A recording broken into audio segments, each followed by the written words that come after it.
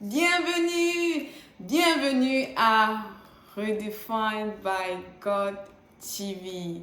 Alors ici, c'est ta sœur Louise.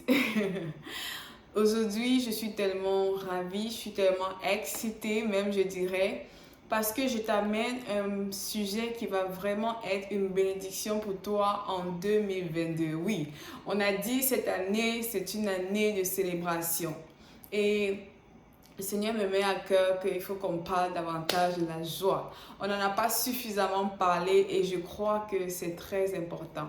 Donc pour aujourd'hui, notre sujet est, n'est-ce pas, l'importance de la joie comme secret du royaume. Je répète, l'importance de la joie comme secret du royaume. Voilà, donc certainement tu as remarqué que le nom de la chaîne a changé. T'inquiète pas, c'est toujours nous. C'est juste que j'ai réalisé qu'il y a quelqu'un d'autre sur YouTube qui s'appelle déjà Redefined TV. Et pour éviter toute confusion, j'ai choisi de mettre tout le nom. Parce qu'en fait, ça a toujours été Redefined by God depuis toujours. Donc, nous sommes bien ici, ensemble. Tu es au bon endroit. Avant de continuer, je veux vraiment dire merci énormément, n'est-ce pas, pour votre soutien. Merci vraiment pour aimer les vidéos, n'est-ce pas, pour partager, pour commenter. Je suis vraiment reconnaissante. Merci beaucoup. Et si tu es nouveau, je veux t'inviter cordialement dans la famille Redefined by God. Subscribe. Et vraiment, quand je dis subscribe, c'est abonne-toi. Juste abonne-toi, tu vois. Clique sur le point là en bas qui dit s'abonner et aussi clique sur la cloche de notification. Comme ça, tu seras toujours, n'est-ce pas, au courant lorsque je poste une nouvelle vidéo. Et je crois que cette chaîne va vraiment te bénir. Et ici, on va parler, n'est-ce pas, de notre mentalité. On va, n'est-ce pas, devenir de meilleures personnes de jour en jour, de plus qu'on va grandir dans notre façon de penser, n'est-ce pas? Et surtout pour manifester Christ encore plus. En tant qu'enfant de Dieu, c'est ce que nous devons faire. Donc, on veut grandir, on veut avoir plus de connaissances, on veut embrasser sa mentalité. En deuxième, on va parler du mariage. C'est ce que c'est Defined by God TV. Le mariage dans le Seigneur, comment se préparer et notre vie de couple après. Il y a beaucoup de bonnes choses qui arrivent sur cette chaîne. Donc, s'il te plaît, ne sois pas en arrière, ne sois pas laissé de côté. Abonne-toi. Et aussi, style de vie. Moi, j'aime bien l'habillement, que les femmes se fassent belles. Les hommes aussi d'ailleurs, parce que cette chaîne, c'est pour les deux sexes. Donc, prendre soin de toi, être dans la joie, tout ça, c'est un style de vie. Donc, ce sont des choses que je vais apporter aussi, de plus que le Seigneur va m'inspirer et que je saurai que ça pourra vous venir. Voilà, donc sans plus tarder, on va parler de la joie maintenant. Donc d'abord, je vais voulu juste apporter une définition à la joie, parce que ça ne sera pas le genre de définition qu'on voit dans le dictionnaire, parce que ils ne vont peut-être pas pouvoir le dire de la façon que le Seigneur le dit, parce que peut-être ils vont dire c'est un sentiment ou bien non, mais non. La joie, premièrement, c'est un fruit et c'est le fruit du Saint-Esprit. N'est-ce pas? Dans Galates 5:22, la Bible dit ceci, mais le fruit de l'esprit, c'est l'amour, la joie, la paix, la patience, la bonté, la bénignité, la fidélité, la douceur et la tempérance. Donc, on voit bien ici que la joie, c'est le fruit du Saint-Esprit. Tu vois, il ne faut pas qu'on confonde n'est-ce pas, l'euphorie qu'on a souvent par rapport à ce qui arrive dans nos vies pour dire que ça c'est la joie. Non, ça c'est éphémère, c'est juste pour un petit moment. Alors que la joie c'est le fruit que l'Esprit de Dieu manifeste dans ta vie. De plus que tu es avec Christ, de plus que tu grandis dans ta relation avec lui, de plus que tu l'aimes, que tu l'adores, que tu le loues, que tu le chantes, n'est-ce pas, de plus que tu apprends, n'est-ce pas, qui est ce Jésus? L'Esprit de Dieu va davantage se manifester. En fait, Christ va se manifester en toi. Et comprends donc que la joie, n'est-ce pas, c'est le caractère de Dieu. Très bien, ça fait partie de son caractère. Dans le deuxième lieu, c'est qui il est. Donc, tu vois que la Bible dit que si je vis, ce n'est plus moi qui vis, c'est Christ qui vit en moi. Donc, c'est maintenant Christ qu'on va voir. Donc, la joie de Dieu va émaner de toi parce que c'est lui qui va être en train de se manifester au travers de toi. Donc, la joie, c'est le caractère de Dieu. La joie vient de Dieu. La joie, c'est le fruit de Dieu. Ce n'est pas le Saint-Esprit qu'on peut véritablement expérimenter la joie et c'est plus durable. Ça ne dépend pas des circonstances. Très bien. Donc, en troisième lieu, la joie ne dépend pas des circonstances. C'est pourquoi je ne peux pas comparer cela à un sentiment ou une émotion même que tu vois, tu ressens juste sur le coup parce que tu as reçu un cadeau, tu as reçu quelque chose, une bonne chose est arrivée, tu te maries. Oui, ce sont des façons que, quand tu es joyeux, ce sont des façons que ça s'exprime. Mais la joie que l'Esprit de Dieu dépose dans ton cœur, c'est une joie que même lorsque tu es dans les difficultés, cela s'exprime aussi. Donc, il y a cette manifestation de la joie qui est dans l'euphorie et tout ça. Mais ce dont je te parle aujourd'hui, c'est plus par rapport à la source qui vient de Christ et qui fait que même lorsque tu traverses les difficultés, tu es toujours dans la joie. Très bien, donc voilà à peu près comment est-ce que j'ai pu, n'est-ce pas, définir ce que c'est que la joie pour toi. Maintenant qu'on a parlé de cela, on veut voir aussi pourquoi la joie est si importante, n'est-ce pas, pour nous en tant qu'enfants de Dieu. Très bien. Donc, en premier lieu, la joie est importante pour toi parce que c'est bon pour ta santé. Ok? Je vais lire dans le livre de Proverbes 17 à partir du verset 22. Ça dit ceci. Un cœur joyeux est un bon remède. Un cœur joyeux est un bon remède, mais un esprit abattu dessèche les os. Un cœur joyeux est un bon remède, mais un esprit abattu, ça dessèche les os. Ça dessèche les os complètement. Donc, tu ne veux pas être dans la tristesse. Tu ne veux pas être, n'est-ce pas, triste. Tu ne veux pas juste demeurer dans cet état parce que ce n'est pas bon pour ta santé. OK? La joie, c'est tellement bien parce qu'en plus de ça, ça te prévient contre les maladies comme le cancer. Parce que c'est un remède, en fait. Donc, c'est très bien de toujours rire. Et en notre moment de rire. Si tu veux, tu peux décider, non, mais ça doit devenir tellement, ça doit faire partie de toi parce que Jésus est un être joyeux. Donc, tu veux rire. Tu veux toujours rire.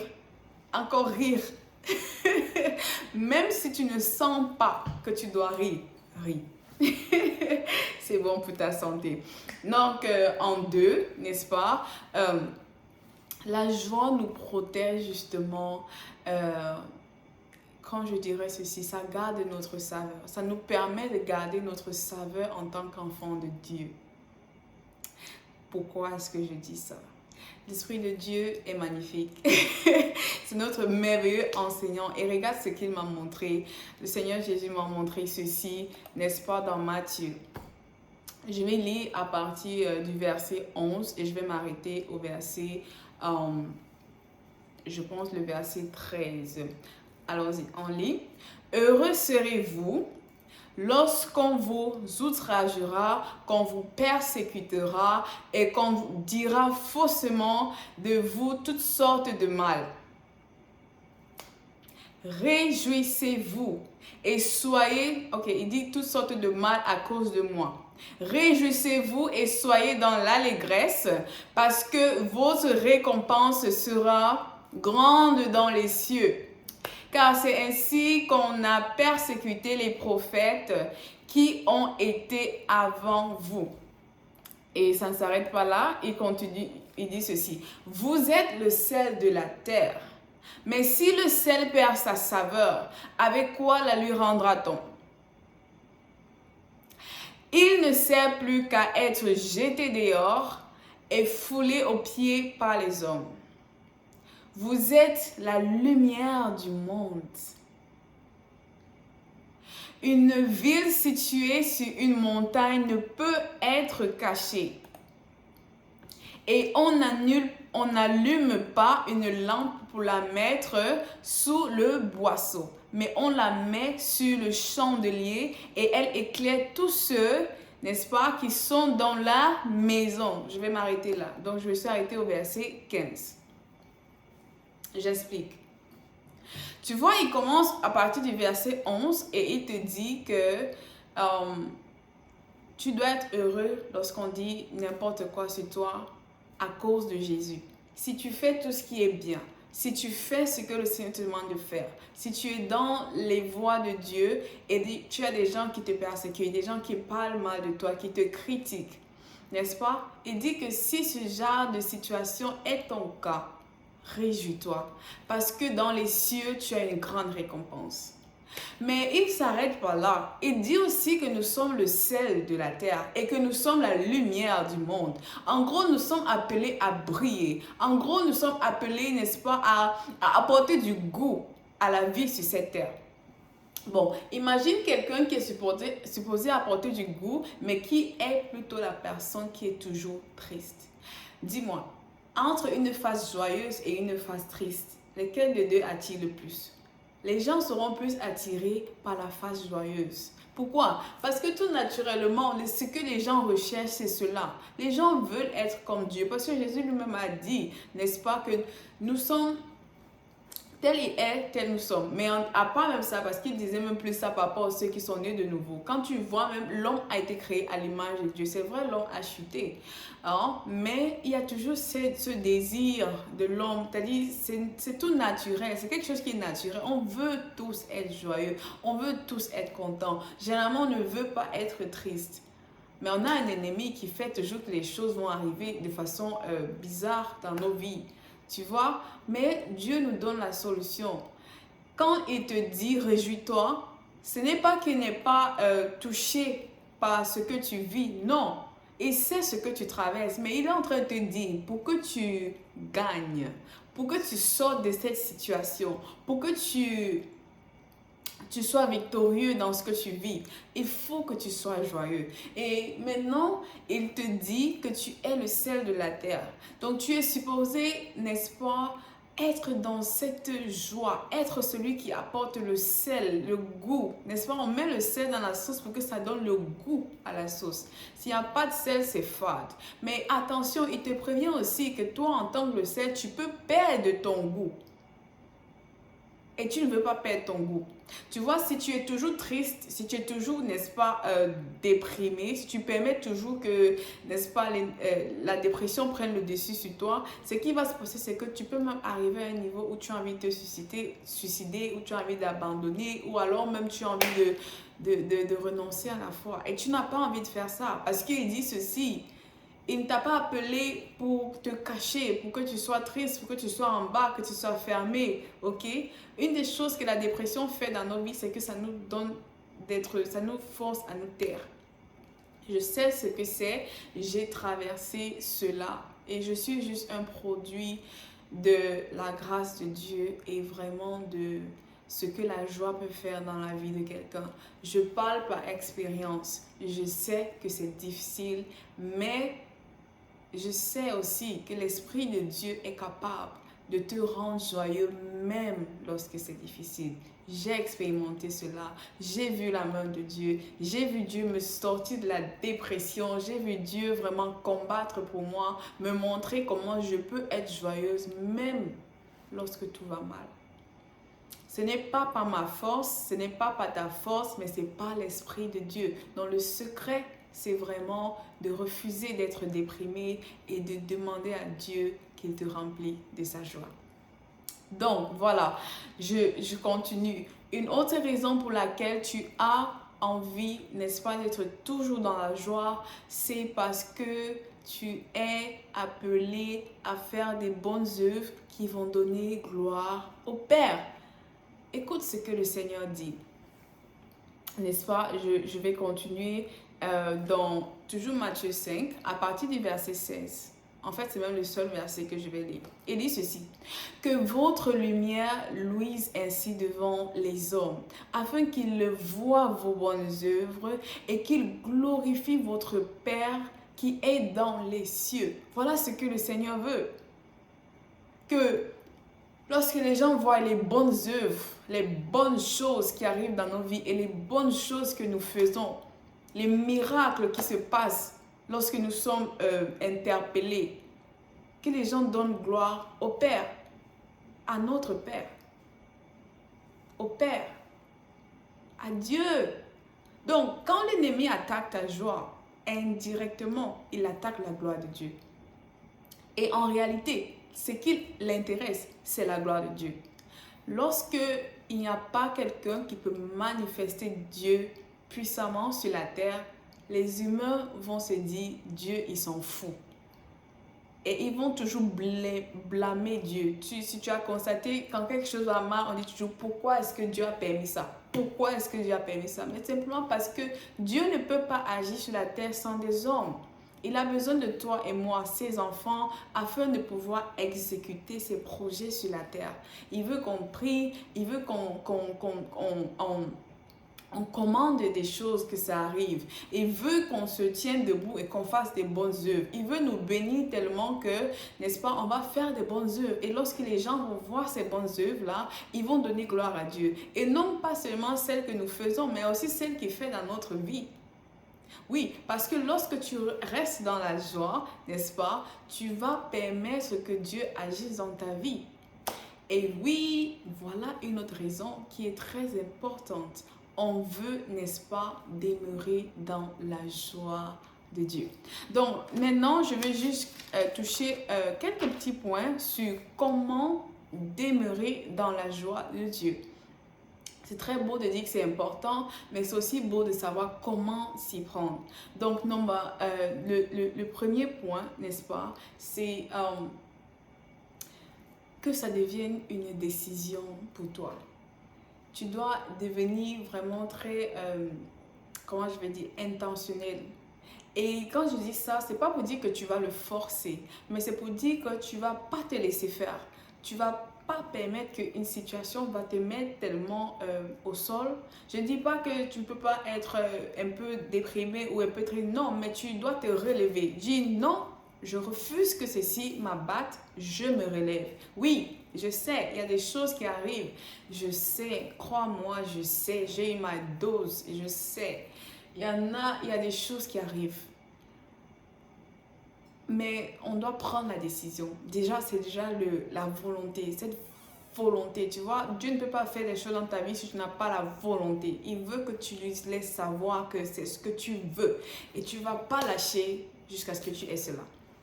En deuxième point, n'est-ce pas, c'est de connaître ce que la parole de Dieu dit pour toi dans sa Bible. Parfois, on est juste menacé par l'ennemi parce qu'on n'a pas la connaissance. La Bible dit, mon peuple périt par faute de connaissance. Donc, si on a la connaissance dans la parole de Dieu, on verra que non, il n'a pas le droit de faire ça. Ceci n'a pas le droit d'arriver. Et on va commencer à prier par rapport à ce que Dieu a dit. Et lorsque tu pries en déclarant les promesses de Dieu et que tu crois, alors le Seigneur va permettre que cela arrive. Il va permettre que cela arrive. Donc, c'est aussi une façon, n'est-ce pas, de garder la joie. En troisième lieu, c'est la prière. Voilà, j'avais même déjà commencé. Prier, prier. Donc, premièrement, tu dois connaître, n'est-ce pas, ce que Dieu dit de toi. Tes bénédictions, tes promesses, ce qu'il a dit qu'il va faire pour toi dans ta vie. En deuxième lieu, tu dois les prier, tu dois les demander, tu dois vraiment te tenir dans la brèche et prier, dis Seigneur, tu as dit ceci, c'est ce que je veux voir dans ma vie, je refuse de voir autrement. Tu dois te tenir à la brèche et tu dois même interdire au diable de faire quoi que ce soit dans ta vie. Ok, tu l'interdis de faire ce truc-là qui est arrivé, tu prends autorité, en gros, c'est ce que je veux dire. Tu prends autorité. Donc, la Bible dit que la prière fervente du juste est d'une très forte efficacité. Donc, il y a tellement de choses que tu peux accomplir juste en te mettant à tes genoux ou la position que tu te sens à l'aise pour commencer à intercéder par la foi. Tu dis, Seigneur, tu as dit ceci, je refuse que ceci soit au nom de Jésus, et puis tu verras des miracles. Maintenant, pour continuer, la joie aussi, tu la gardes en ayant toujours une attitude d'adoration. Donc, je veux parler de l'atmosphère. L'atmosphère, c'est très important. Ton atmosphère, tu dois prendre possession, n'est-ce pas, de ton atmosphère. Sache que quand tu adores Dieu, tu es en train de créer une nouvelle atmosphère autour de toi. Tu crées l'atmosphère qui est favorable, n'est-ce pas, pour ta victoire. Tu crées l'atmosphère dans laquelle l'Esprit de Dieu peut agir puissamment au travers de toi afin de te donner la victoire. Tu crées l'atmosphère qui va attirer les anges, qui vont faire en sorte que, comme Jésus a dit lui-même, qu'ils vont monter et descendre sur toi, prenant des requêtes, apportant des réponses dans ta vie spécifiquement. Je prie que ceci soit notre partage à tous au nom de Jésus. Que 2022 soit une année spéciale. Une année spéciale. Donc, comme j'ai dit, adore Dieu. Sois toujours une adoratrice, un adorateur. Demeure dans la joie. Sois sensible. Généralement, le matin, lorsqu'on se lève, l'Esprit de Dieu nous donne un chant. Donc, chante cela. Adore Dieu, danse devant lui. Garde cette atmosphère, la joie, toujours la joie, l'adoration, n'est-ce pas, autour de toi. Et tu verras comment l'Esprit de Dieu va pouvoir rapidement te prompte, n'est-ce pas, à faire ceci ou cela, et puis tu auras ta victoire. J'espère que cette vidéo a été une bénédiction pour toi. Une fois de plus, mon nom est Louise. Et puis, avant même que je te laisse, que je prie. Seigneur, je veux te dire merci énormément pour mon frère ou ma soeur qui me regarde en ce moment. Père, je veux te dire merci pour cette vidéo et je crois vraiment que ceci sera une bénédiction. Je prie, Seigneur, que ton esprit de joie soit manifesté même au travers de cette vidéo dans la vie de mon frère, ma soeur, au nom de Jésus, dans ma vie aussi. Absolument. Je ne m'exclus pas, Seigneur. Je prie que davantage tu me remplisses de ta joie. Remplis-nous de ta joie en 2022 au nom de Jésus. Que ceci soit notre partage. Que ceci soit quelque chose qui soit exceptionnel pour nous. Que les gens se demandent, mais qu'est-ce qui se passe? Comment toi tu te joues comme ça? Mais seulement par la gloire, la grâce de Dieu, la puissance du Saint-Esprit. Père, nous te le demandons au nom de Jésus. Et merci, Père, car tu le fais dans nos vies. C'est notre portion. Au nom de Jésus-Christ. Amen. Je t'aime mon frère, je t'aime ma soeur. Merci d'aimer. Merci de me laisser un commentaire. Merci, n'est-ce pas, de t'abonner. Merci de partager cette vidéo et de me laisser savoir qu'elle a été, n'est-ce pas, quelque chose qui t'a béni. Alors, une fois de plus, bonne année 2022.